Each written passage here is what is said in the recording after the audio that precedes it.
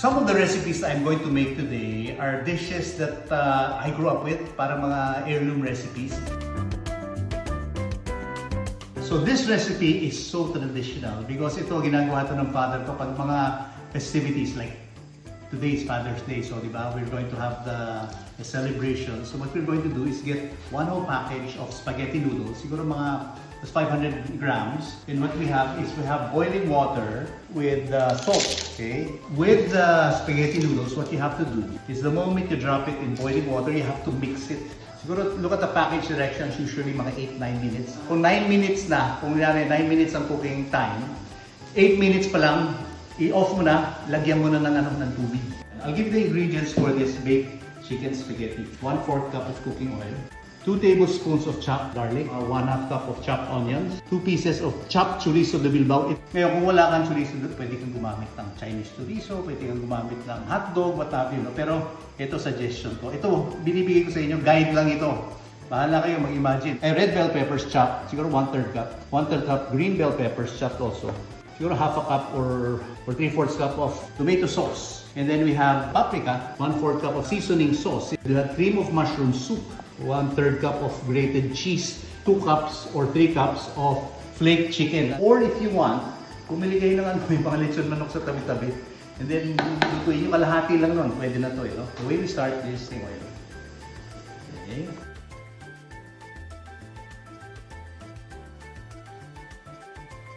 It comes to cooking, pagka nagsiserve kayo sa mga mahal mo, mga family mo, eh kailangan surprisahin sila. Kakaiba na masarap. Okay? Ito, familiar ingredients pero kakaibang dish.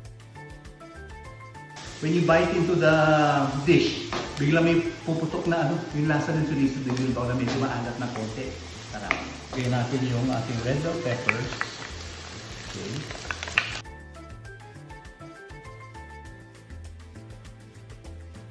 Kasi itong tomato sauce can be very overpowering. Madaling mang-agaw ng lasa ito eh. Pag hindi niluto. At yung ating paprika. Kung wala kayong paprika, huwag niyo problemahin. Okay lang, hindi wala yan.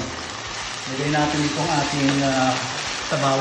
3 cups of chicken broth. Pinakulo ako yung chicken cubes and water. So 3.5 cups of chicken broth. Lagay natin yung cream of mushroom soup natin. Okay. Halo-halo lang. Seasoning sauce or seasoning liquid. Grated cheese. Yung cheese spread, pwede nyo lagay din dito. Okay, now our noodles are done. So I'll turn off the heat. Lalagyan ko ng tubig.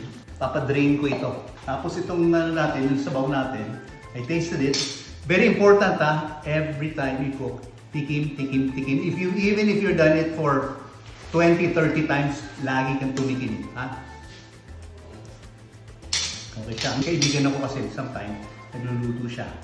Kala niya, nalagyan niya ng sugar, asin pala. So yan yung chicken, flaked chicken. Halo lang natin ito. We will drain the noodles, tapos haluin natin. And then ilalagay natin sa isang baking dish. Top it with cheese, and then bake natin sa oven. Now, kung wala kayong oven, some people don't have ovens, it's okay also, huwag niyong problemahin yun. Kasi pwede naman i-serve as is na. Now, ito medyo i-chill nyo ng konti. Okay, so pwede nyo lagay sa refrigerator, pwede nyo hiwain na parang cake. The noodles are done. What we will do here, yan ay noodles. Okay, lalagay natin itong sauce natin dito. Ngayon, huwag kayong mag-worry para sabihin mo, uy, ang daming liquid. Hindi maraming liquid yan. Because the noodles will absorb all that liquid. Yan, matutuyo ito. Later on, it will be perfect. Now, I'll just get a baking dish.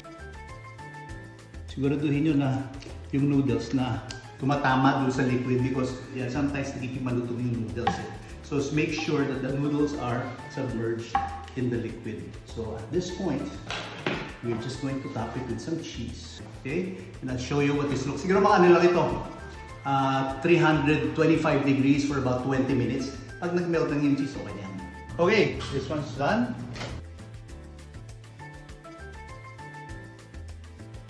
Yan na yun, no? Di ba? Good. Look at that. Look at that. Hey, look at that, oh. This time, what we're going to do is a dish called beef with oyster sauce. Now, if for example, wala kayong beef, no? pwede din gumamit ng chicken, pwede din gumamit ng pork. Same recipe. Ito yung ingredients natin sa beef with oyster sauce. Chinese cooking wine, siguro mga 3 tablespoons. Meron tayong 2 tablespoons of cornstarch, 2 tablespoons of soy sauce, 3 tablespoons of cooking oil, 2 tablespoons of oyster sauce, 1 cup of onion rings, tapos ito frozen vegetables. Meron tayo about half a kilo of beef round na pinutol into strips. And then we have about 1 to 2 cups of water. Marinade muna gagawin natin. White wine, okay, cornstarch, toyo.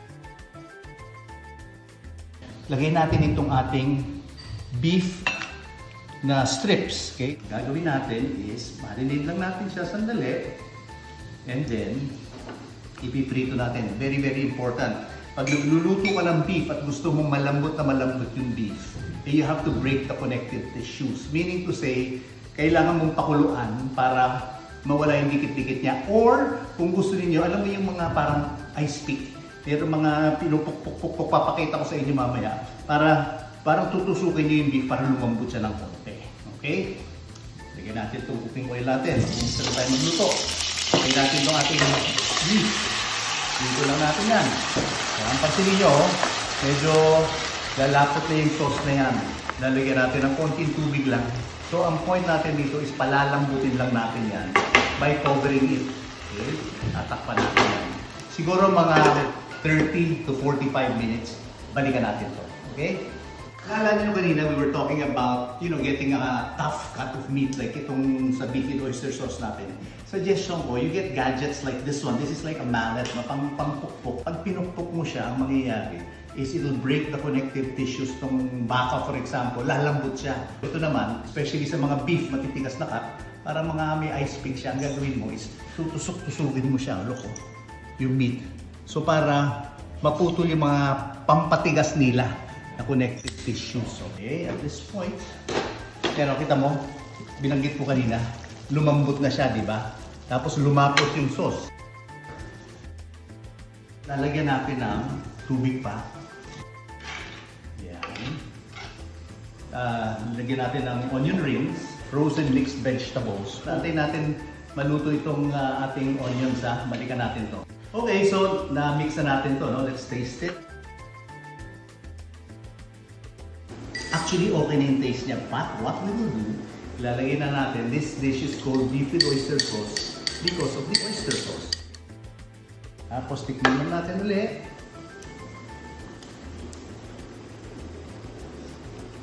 Uy, nabuhay na. Actually, you can even add a little more oyster sauce, no?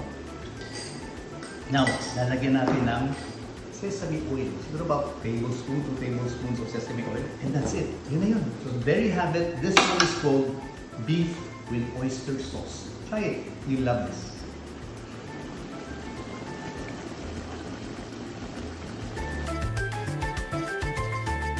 And this one, I invented this. Invento ko itong dish na ito kasi there's a very popular American dish called meatloaf. Ang ginawa ko, this is meatloaf, kaya lang Pinoy meatloaf. So I'm calling it Asian meatloaf. Why? Because iniba ko yung ingredients, okay? I'll give you the ingredients, very simple. We have half a kilo of ground pork. We have half a kilo of ground beef, 1/3 cup of breadcrumbs. I have about 10 pieces of bacon. Optional yan. Half a teaspoon of salt, half a cup of banana ketchup, about 2 tablespoons of oyster sauce, and then another 2 tablespoons of hoisin sauce. Meron tayong eggs that will bind it together. Chinese chorizo, 2. Sesame oil, and then chili garlic sauce. Now, this is something that you will need to bake. You will have to bake this. Pero if you don't have a baking, if you don't have an oven, or yung turbo broiler, pwede nyo i-steam ito. Iba itsura niya, of course. No? Now, it's actually very simple. It's just a matter of mixing all the ingredients together. Now, what I'll do first is I will prepare our baking dish. Iyan lang natin yung bacon ng ganyan. We will just lay our bacon like this. Okay. You have a mixing bowl. I have ground pork. I have ground beef. We have breadcrumbs. Itong breadcrumbs, when you mix it with the meat, sometimes when you bake something, maraming oil, this one will prevent it from becoming oily because all the breadcrumbs will do, it will absorb all that oil, but all the flavors there. We'll add in our hoisin sauce, oyster sauce.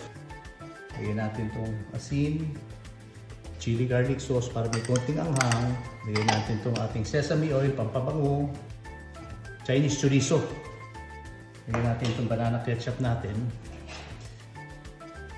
Now, if you want, some people, they might like to eat chicken. Kung gusto nyo, pwedeng ground chicken also. You want to do that. So we have 2 eggs that will bind all of these ingredients together.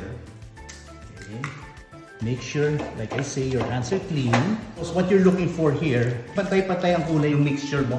Importante, it's very important na haluin ninyong mabuti because ayaw natin na pag kinagat mo yung isang part ng meatloaf natin, may lasang puro Chinese chorizo. Kailangan pantay-pantay. Okay, now, ito na yan.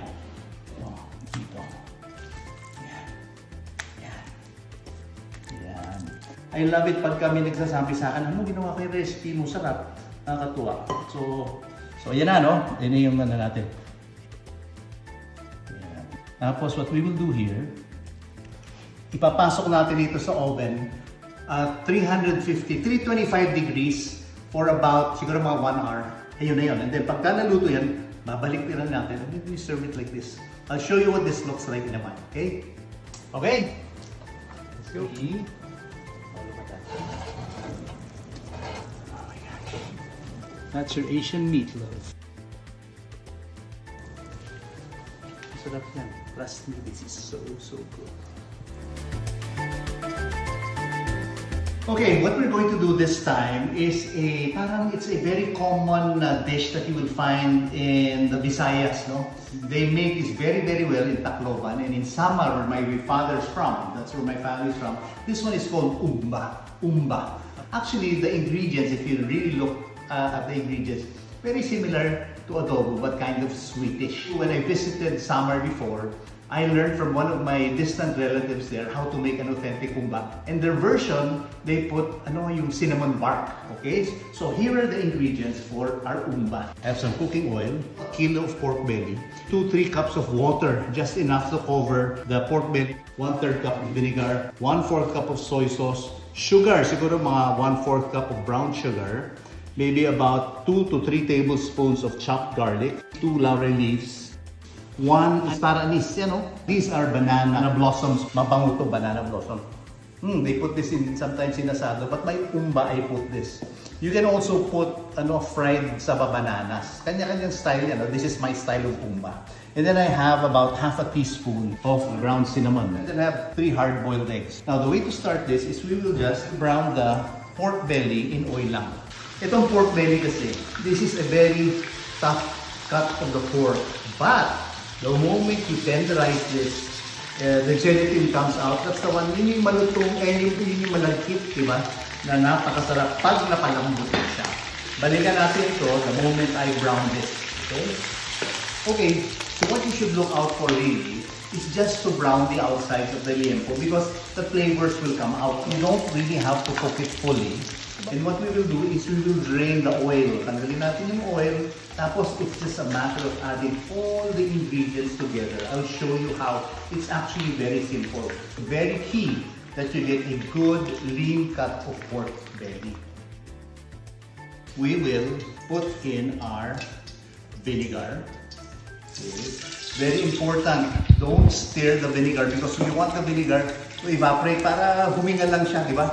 Naalala nyo, may mga paniniwala na pag nilagay mo yung suka, huwag mong gagalawin muna, pabayaan mo siyang mag-ikot siya. Vinegar natin, lagyan natin ng toyo. Okay. And then bawang, lalagyan natin ng brown sugar. Okay. Star anise, laurel leaf. Okay. Cinnamon. Then lalagyan natin ng pampabango. Banana blossoms. Okay. Lagyan natin ng tubig. Ngayon, what will happen here is that we will let it simmer hanggang lumambot siya. Now, ang mangyayari dito, because mag-i-evaporate yung liquid, mauubusan ng liquid ito. Okay? So, ang gagawin niyo, abangan niyo pag hindi pa masyadong malambot yung karne, tagdagan niyo lang ng tubig. Okay? So, ang gagawin natin at this point, yan ay humba. Aantayin lang natin lumambot ito. Tatakpan natin ito. And we will simmer this for about at least 1 hour. Okay? Balikan natin ito pag malambot na. Okay, this one is actually done already and I'll tell you why. Ipakita ko sa inyo kung gaano kalambot ito. me taste this. Pwede nyo lagyan ito ng ano, yung fried saba na saging. So pina-evaporate ko lang siya para medyo lumapot ng konti. So may konting lagkit. It's delicious. Now, 3 hard-boiled eggs. So there you have it. This one is called Humba. Simple, it's delicious.